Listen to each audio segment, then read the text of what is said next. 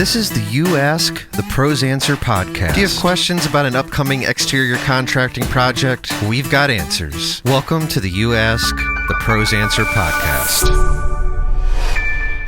Hey, welcome to the You Ask, the Pros Answer podcast. Cole, I was told I get to do the intro this week. Welcome to the You Ask, the Pros Answer podcast. Your questions answered by the pros you trust. My name is Kara, and I'm going to be the host this week. So, I know you were on last week. You've been on the podcast a couple times. Sometimes you're behind the scenes. I'm not really sure what's going on. Well, you're always grumbling about how you don't ever get to be the pro. I am going to play the role of the homeowner, and Aaron's going to play the role of the expert, because that is what we are in real life. As always, thank you for being the expert, for being the pro. Thanks for allowing me to be the hapless, knowledgeless homeowner. Appreciate your time. Appreciate your expertise. No Thanks worries. for being the pro. Thanks for allowing me to be the bumbling goofball. So this week, we're going to see what you really know. As you know, each week we tackle a question we've been asked over the years and do our best to answer it openly and honestly, and with as much professionalism as we can. Today is no different. Today we're going to answer the question, what is a square? And we'll tackle some other commonly used terms in the roofing industry. Sound good? I think I'm ready to go. To be honest with you, I was born for moments like this very one. Okay, I hope you're ready. So I'm going to start with some basic roofing components. Go for it. What is an asphalt shingle? All right. First of all, asphalt shingles have become the primary material used in North America on roofs. It hasn't always been that way, but it is that way now. Some would define it as a popular roofing material made of bituminous waterproofing agent applied to a base material. Essentially, you've got some kind of a material with tar over top of it, and then you've got the granules that go on top of that make up the asphalt shingle. Bam. What's next? Nicely done so far. What is a deck? All right. If I was Tony Hawk, I would answer it one way, but since I'm not a skateboarder, I will answer it this way. Essentially, a deck is the surface that is installed over supporting framing members to which the roofing material is then applied. So if you've ever seen a house being built, you will see the framing that goes up. We call the framing on the walls studs, but the roof trusses up top are covered with decking, typically OSB or some kind of a plywood. All right. How about what is an eave? Well, it's Santa Claus's favorite night of the year. Usually happens around December 24th. That is Christmas Eve. But if we're talking roofing, it is the horizontal lower edges of a sloped roof. So you've got a roof coming down like this, and then you've got that horizontal piece that comes back to the face of the house, and that is the eave there. Okay, 3 for 3. Let's try something harder. We'll go with roofing structures next. Okay, so this would be like the different shapes of roofs that we see? Yes. Okay, gotcha. Okay, so what is a gable roof? All right, so I'm hopeful that the editor will be able to put up some images or diagrams throughout this episode to help our audience, especially I would say if you're listening to this. Actually, I want to give a shout out to our project coordinator, Josh. He might be listening to this episode while driving around in his truck. Josh, when you're able, although I think you know the answer to all these questions, but if you're able, go ahead and watch this on YouTube or on Spotify, because we'll try to throw some images up. But a gable roof is a roof design that features two sloping planes of the same pitch on each side of the ridge with a gable at each end. Well done. Thank you. A hip roof. Well, if Shakira was in the roofing business, she would tell you that these kind of roofs don't lie. Is that the right pop culture reference? It is. Okay.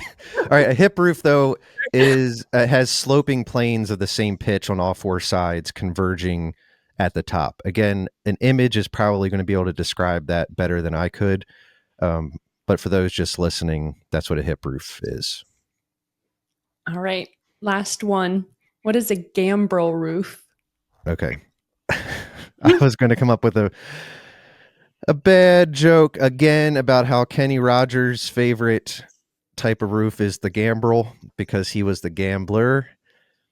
But a gambrel roof is a roof with two distinct slopes on each side where the lower slope is steeper than the upper. And I live in northern Kentucky now, as some of our audience knows. So I see this often in barns. Those of you that live in Sussex County, if you drive past a barn today, you will likely see a gambrel style roof. All right. I'm bringing the heat now. Okay. We're going to move to protective elements. See All what I right. did there? Yep. Yep. What is flashing? All right. So Aaron and I have discussed this before when we've talked about roofing systems, but the flashing is galvanized metal pieces, usually made out of aluminum or copper. Aluminum is way more cost effective, and it's used to prevent water seepage into a building around intersections or projections like vent pipes, chimneys, and valleys.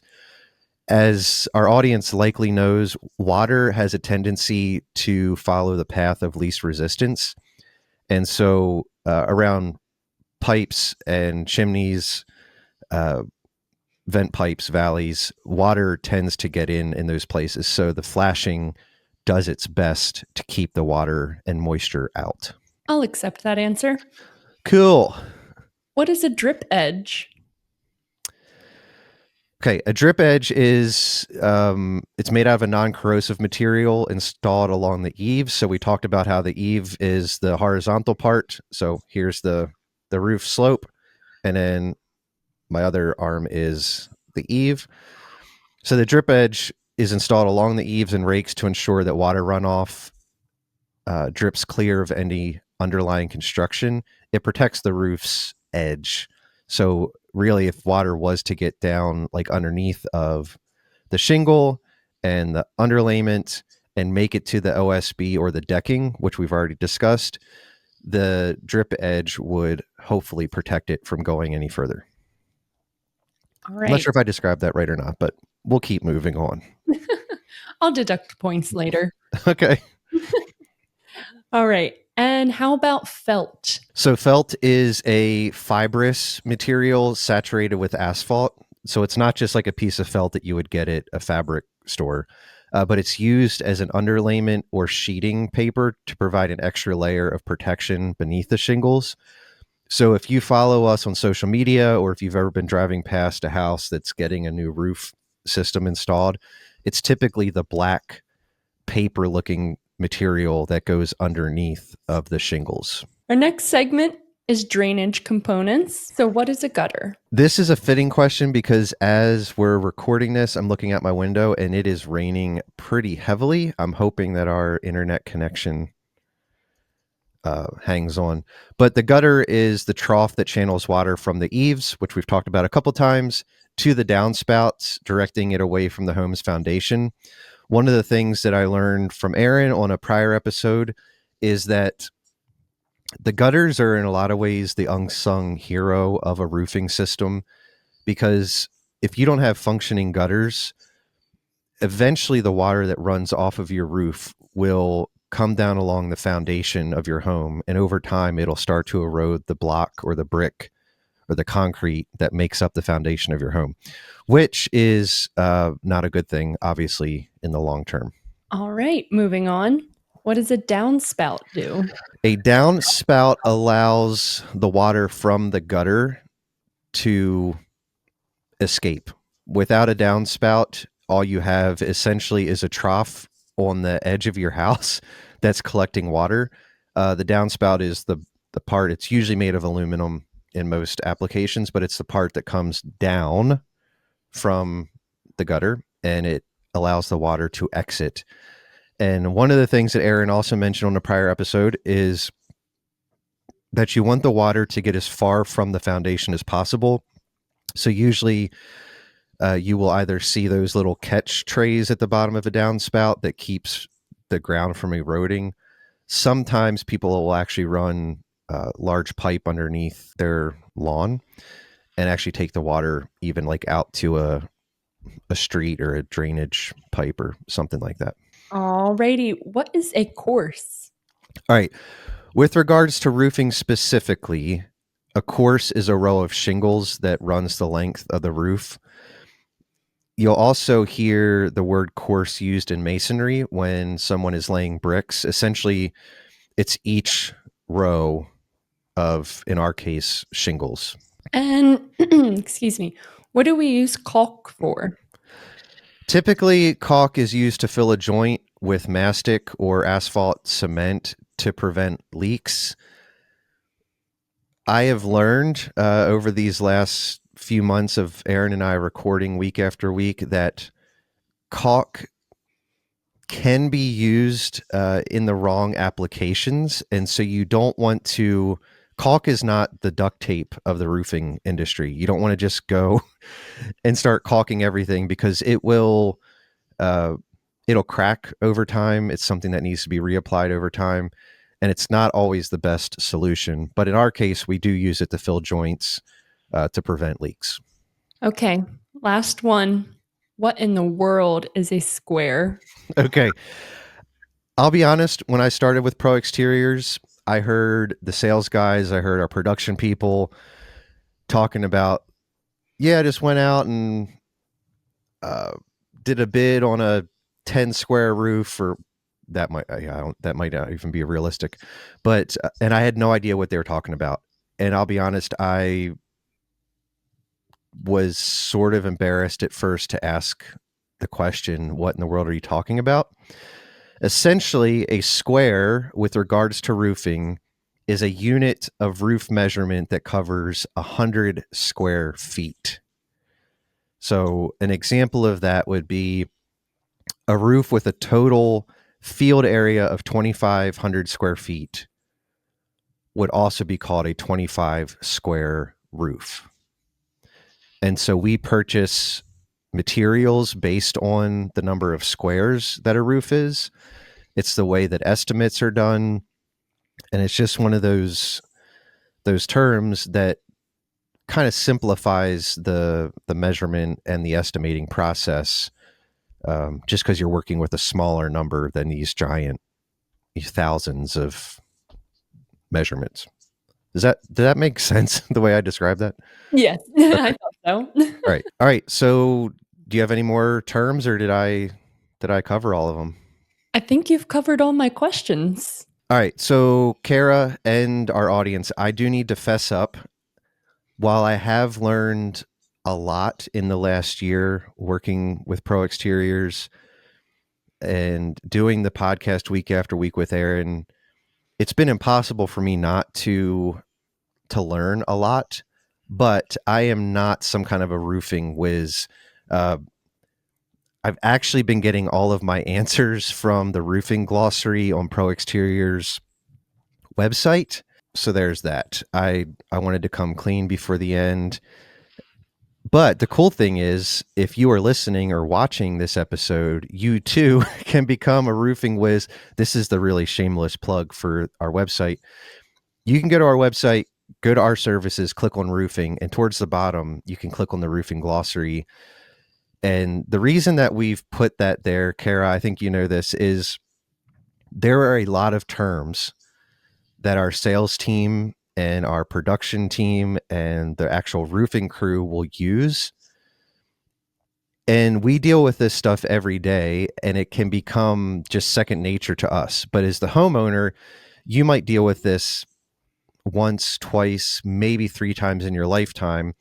And we don't want to ever make you feel less than or inferior. So we have a whole list of terms that are often used in roofing that you can go and learn yourself so that when it comes time to your next project, you understand what's being talked about. And then it's just another way that we can be really transparent with you as the homeowner. So Kara was in on this. She didn't really interrupt me. The jig is up, as they would say. Anyway, Kara, thanks for being part of the episode this week and for finally allowing me to be the pro as opposed to the bumbling goofball. Do you just want to finish this out? You can do our the wrap up for us, and I'll get going. Yeah. Well, that's all we have today on the You Ask the Pros Answer podcast. Hey, would you do a favor for us and help us get the word out about our show? The best way to do this is to leave reviews on Apple Podcasts, follow us on social media, or tell a friend. If you're watching on YouTube, please be sure to like and subscribe to the channel. Before we go, we want to hear from you. What are some of the questions that you have related to exterior home remodeling? The process involved, the options that are out there. Send your questions to info@askproexteriors.com and place You Ask in the subject. If you're facing an upcoming home project, we hope this episode empowered you to tackle it with confidence. Remember, knowledge is power, and a little research can go a long way. Until next time, happy homeowning. The You Ask the Pros Answer podcast is produced in-house by the Pro Exteriors team. Pro Exteriors is the exterior contracting division of Empire Construction Group, LLC. This podcast is intended for informational purposes only and should not be considered legal advice. For more answers to your questions, please subscribe to this channel and podcast so you'll never miss an episode. Do you have an upcoming home remodeling project? Find more answers to your questions at askproexteriors.com.